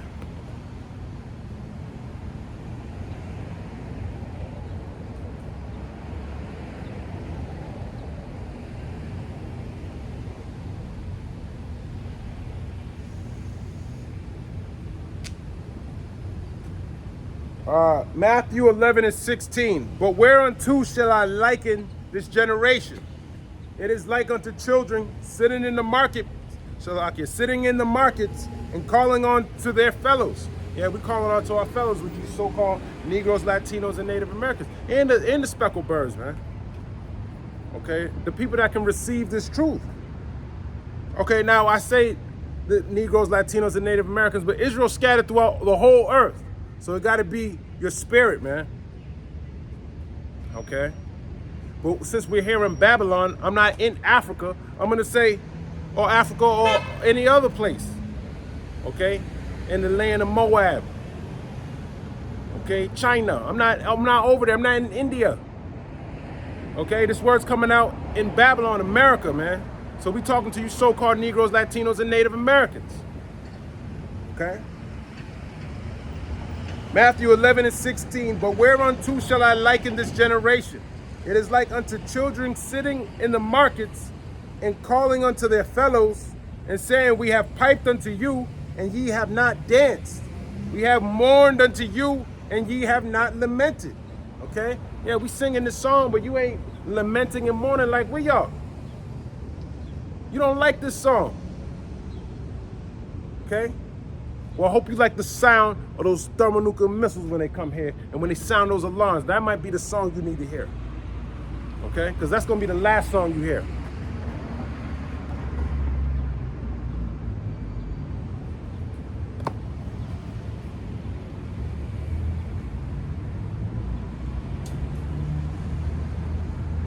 Joel 2 and 12, therefore also now saith the Lord Yahweh, turn ye even to me with all your heart, your mind. Okay, seek the Lord. What's that? Baruch, the 4th chapter. Let me grab that. Baruch, the 4th chapter.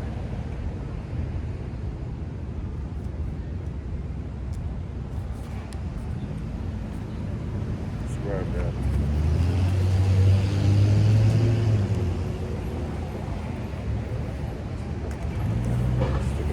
Baruch 4.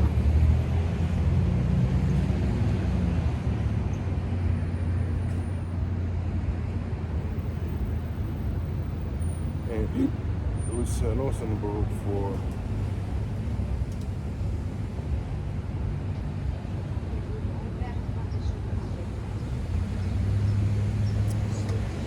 Let me grab it on my phone. I don't have it highlighted in my book, but I don't want to read the whole chapter to get the precept I'm looking for when I got it highlighted in my phone.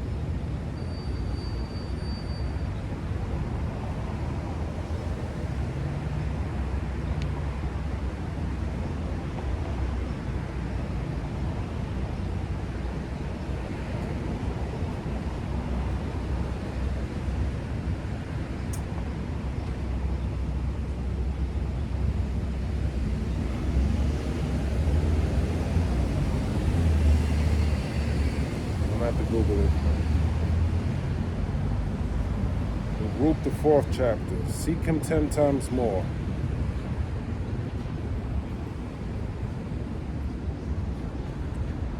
Baruch 4 and 28 says, okay. I'm gonna find it.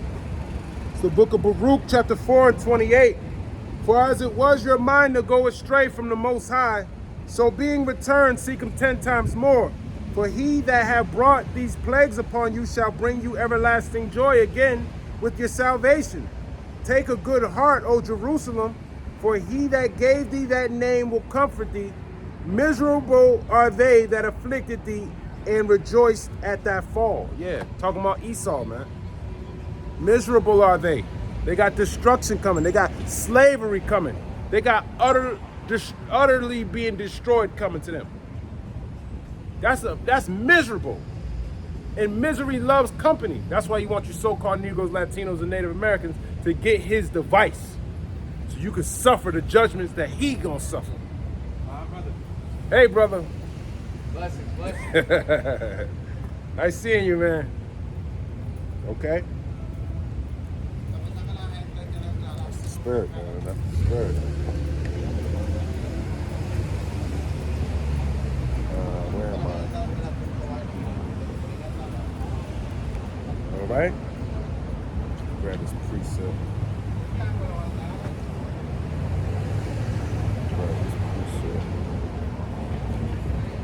It's the book of Jeremiah 4:1. If thou wilt return, O Israel, saith the Lord Yahweh, return unto me, and if thou wilt put away thine abominations out of my sight, then shalt thou not remove. And thou shalt swear the Lord Yahweh liveth in truth, in judgment, and in righteousness, and the nations shall bless themselves in him, and in him shall they glory. Okay, let's grab this other precept. Hosea 12:6. Therefore turn thou to thy power, keep mercy and judgment, and wait on thy power continually. Yeah, you gotta wait on him, man. You gotta wait on him. Okay. Zephaniah 3:8. Therefore wait ye upon me, saith the Lord Yahweh, until the day that I rise up to the prey, for my determination is to gather the nations, that I may assemble the kingdoms, to pour upon them my indignation, even all my fierce anger, for all the earth shall be devoured with the fire of my jealousy. Okay? Those are my precepts. Joel 2:13, and rend your heart and not your garments, and turn unto the Lord Yahweh your power, for he is gracious and merciful, slow to anger, and of great kindness, and repenteth him of the evil. Yeah, he can repent. He can, which is to make sorry again of your evil, man. Okay? That's what repent means, to be sorry, to again be sorry, or sorry again. Okay? Who knoweth if he will return and repent and leave a blessing behind him, even a meat offering and a drink offering unto the Lord your God?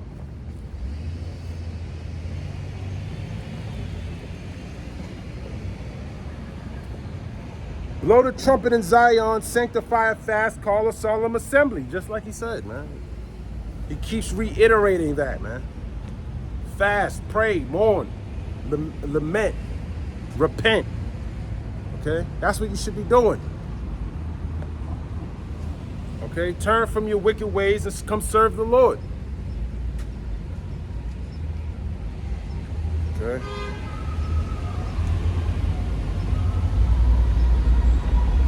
It's the book of Numbers, chapter 10 and verse 3. And when they shall blow with them,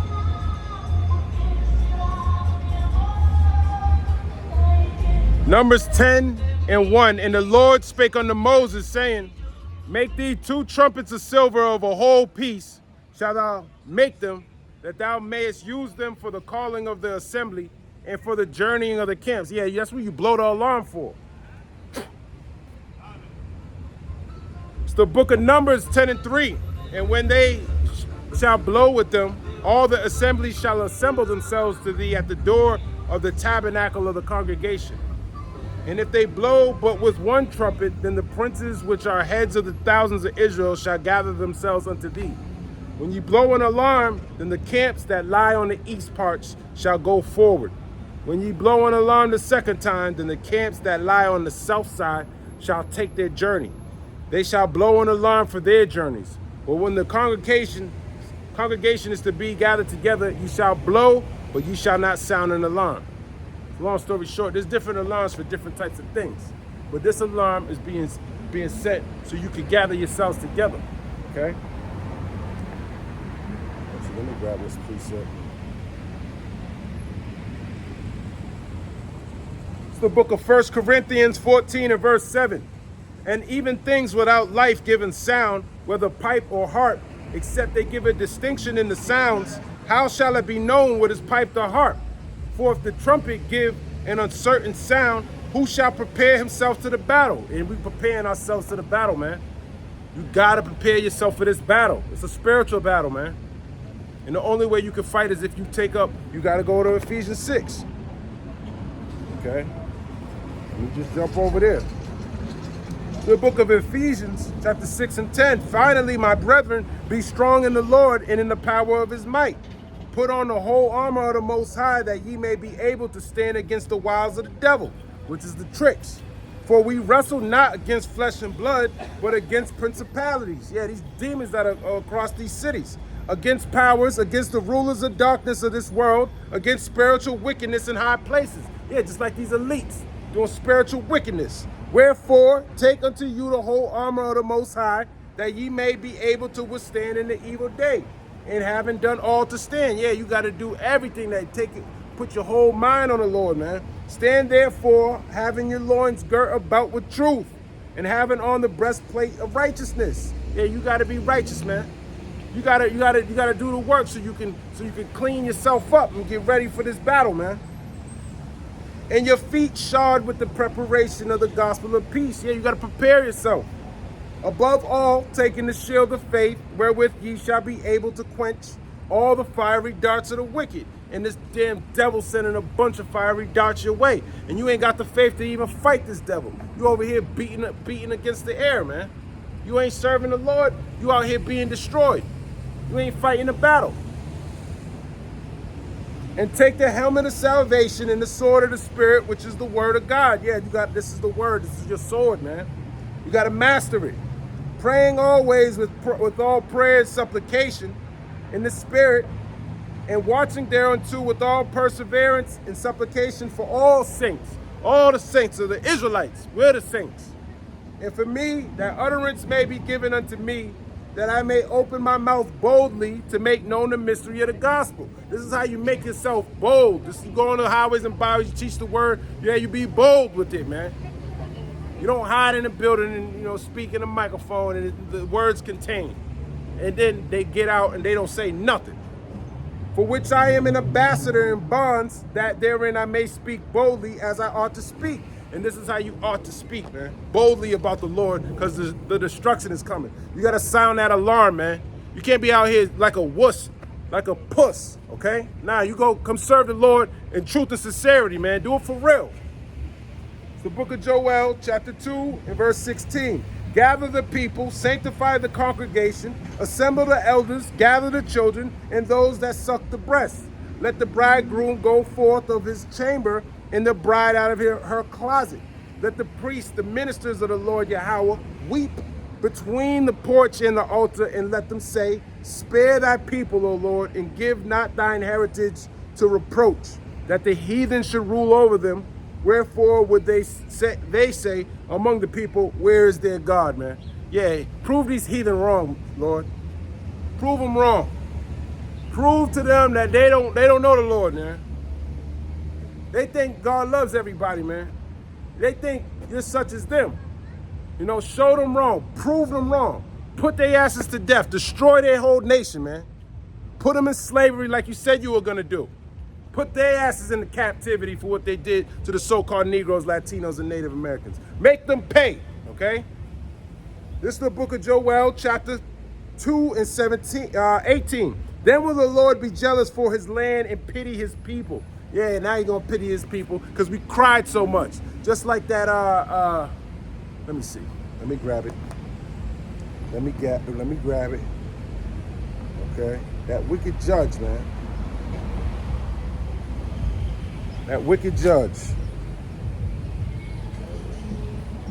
The wicked judge. And the widow. Yep. Luke 18. Grab that real quick.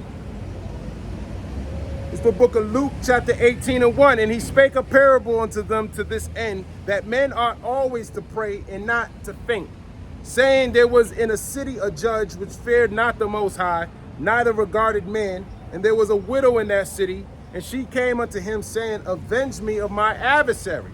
And that's what we asking the Lord, okay? And he would not for a while, but afterward he said within himself, though I fear not the Most High, nor regard man, yet because this widow troubleth me, I will avenge her, lest by her continual coming she weary me. And the Lord said, hear what the unjust judge saith, and shall not the Most High avenge his own elect, which cry day and night unto him, though he bear long with them? I tell you that he will avenge them speedily. Nevertheless, when the Son of Man cometh, shall he find faith on the earth? Yes, shall he find faith on the earth? A lot of people think they have faith, but they got their faith in the wrong things. They got faith in their money. They got faith in Babylon. And that faith is going to be destroyed, man. But the faith in Yahweh B'Shem Yahushua, that's the only faith that's acceptable to the Most High, man. Okay? Not faith in these idols, not faith in this system. That's it. Okay? Man, my phone about to die. Let's see if I can get the rest of this out. It's the book of Joel, chapter 2 and 19. Yea, the Lord Yahweh will answer and say unto his people, behold, I will send you corn and wine and oil, and ye shall be satisfied therewith. And I will no more make you a reproach among the heathen. Yeah, he gonna feed you, man. Okay? And this is after he's saying you're bringing the destruction, and he's also saying he's gonna feed you. Okay? Isaiah 65 and verse 15. In verse 13. Therefore, Isaiah 65 and 13. Therefore, thus saith the Lord Yahweh power, behold, my servant shall eat, but ye shall be hungry. Behold, my servant shall drink, but ye shall be thirsty. Behold, my servant shall rejoice, but ye shall be ashamed. Behold, my servant shall sing for joy of heart, but ye shall cry for sorrow of heart, and shall howl for vexation of spirit. And ye shall leave your name for a curse unto my chosen, for the Lord Yahweh shall slay thee, and call his servants by another name. So, Rocky, that's it on that. Okay? His servants are gonna eat, man. And how do you serve the Lord? When you serve him by doing his will, man. Feed the sheep, wake up the elect, prophesy. Okay? Joel 2 and 20. But I will remove far off from you the northern army, and will drive him into a land barren and desolate, with his face toward the east sea, and his hinder part toward the uttermost sea, the utmost sea. And his stink shall come up, and his ill savor shall come up, because he hath done great things. Fear not, O land, be glad and rejoice, for the Lord Yahweh will do great things. Okay? Yeah, the Lord Yahweh will do great things, man. As a matter of fact, he says in Habakkuk, let me grab that.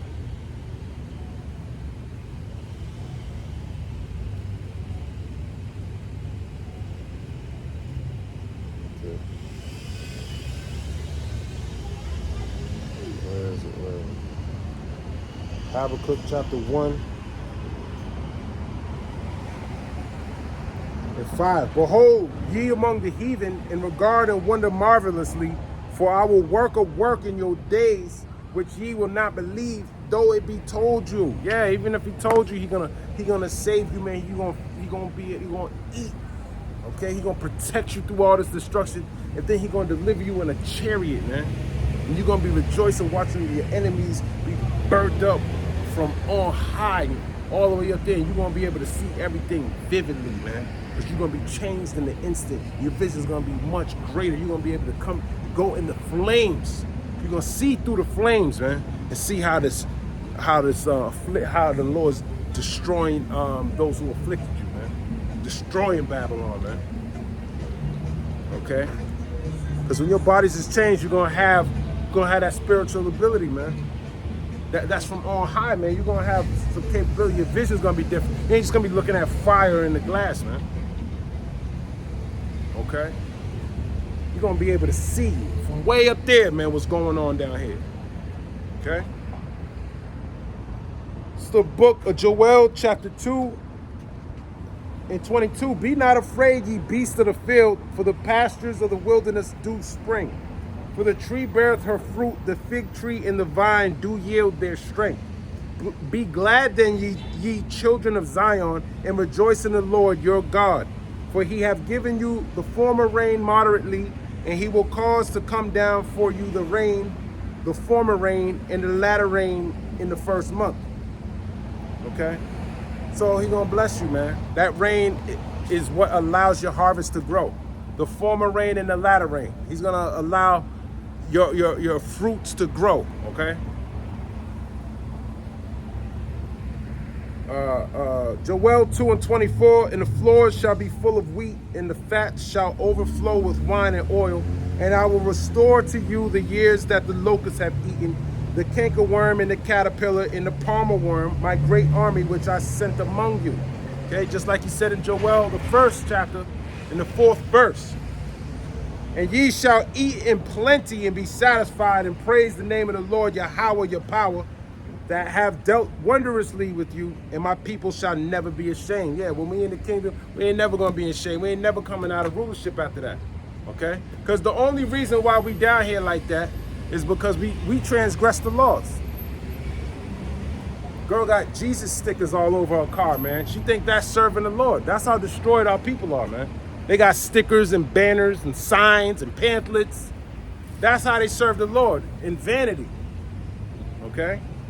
And it's always on something vain, like your car. Something that you're gonna trade in anyways. You putting the name of your God on it. That's just folly, man. Okay? There's no difference between the Patriot symbol and the Jesus symbol, man. It's just a vain sticker. Okay? And it shows that your faith is vain. And it shows that you're gonna be destroyed, man. That's a token of your faith. Putting stickers on your car with your Lord on it. Okay?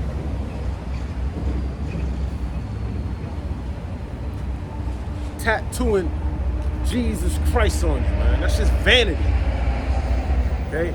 And that's a token of your faith.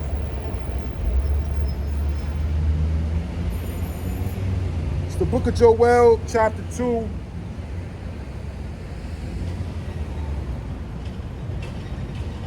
And 26, and ye shall eat in plenty and be satisfied, and praise the name of the Lord Yahweh your power, that dealt wondrously with you, and my people shall never be ashamed. And ye shall know that I am in the midst of Israel, and that I am the Lord your power, and none else. And my people shall never be ashamed. Yeah, he's the Lord, your power, and none else. Okay? That makes me want to get Amos 3 and 1. Book of Amos, chapter 3 and 1. Hear this word that the Lord Yahweh hath spoken against you, O children of Israel, against the whole family which I brought up from the land of Egypt, saying, you only have I known of all the families of the earth. Therefore, I will punish you for all your iniquities. Okay? You only have I known, man.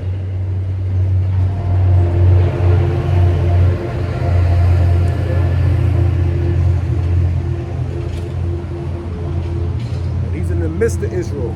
Joel 2 and 28, and it shall come to pass afterward that I will pour out my spirit upon all flesh, and your sons and your daughters shall prophesy, your old men shall dream dreams, your young men shall see visions. And that's what's going on now. That's why we're prophesying now, because the Lord poured out his spirit upon his men.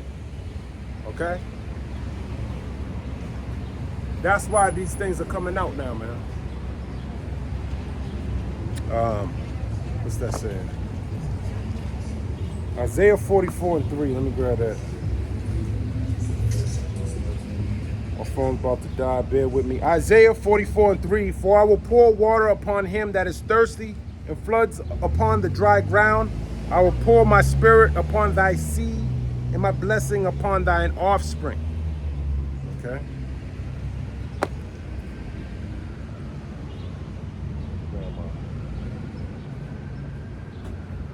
Joel 2 and 29, and also upon the servant and upon the handmaids in those days will I pour out my spirit.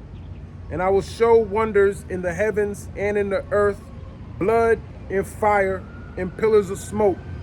The sun shall be turned into darkness and the moon into blood before the great and the terrible day of the Lord Yahweh come. And it shall come to pass that whosoever shall call on the name of the Lord shall be delivered, for in Mount Zion and in Jerusalem shall be deliverance. Okay? In Mount Zion and in Jerusalem shall be deliverance, shall be salvation. Okay?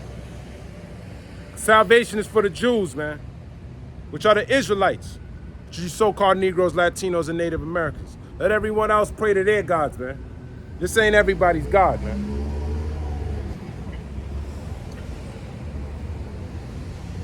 Okay. Joel 2:32, and it shall come to pass that whosoever shall call on the name of the Lord shall be delivered. And that whosoever is talking about Israelites, okay, which is you so-called Negroes, Latinos, and Native Americans. Joel's prophesying to his people, okay, the Israelites. For in Mount Zion and in Jerusalem shall be deliverance, as the Lord hath said, and in the remnant whom the Lord shall call. Yeah, and in the remnant that the Lord shall call. Okay, talking about his elect. All right. The book of Romans, chapter 10 and 13. For whosoever shall call upon the name of the Lord shall be saved. Okay. How then shall they call on him in whom they have not believed? Yeah, how you gonna call on Yahweh if you never believed on him? And how shall they believe in him of whom they have not heard? Yeah, if you never heard about Yahweh, how you gonna believe on him? And how shall they hear without a preacher? Exactly. The laborers are few. How shall they hear without a preacher? And how shall they preach except they be sent? How shall they preach except the Lord sent them? And as it is written, how beautiful are the feet of them that preach the gospel of peace and bring glad tidings of good things. How beautiful are our feet, man. They're beautiful. Okay? So, I'm going to end it right there. Lord willing, that was edifying. And I want to end it by giving all praise, honor, and glory to Yahweh, Bahashem, Yahweh Shai, Bahashem Rakakwadash. Double honors to the apostles and elders at Great Millstone. Shalom to anyone watching this video. Shalom to you, your family, and everybody doing this word and prophesying and doing the work of the Lord. In the name of Yahweh, Bahashem, Yahweh Shai. Shalom.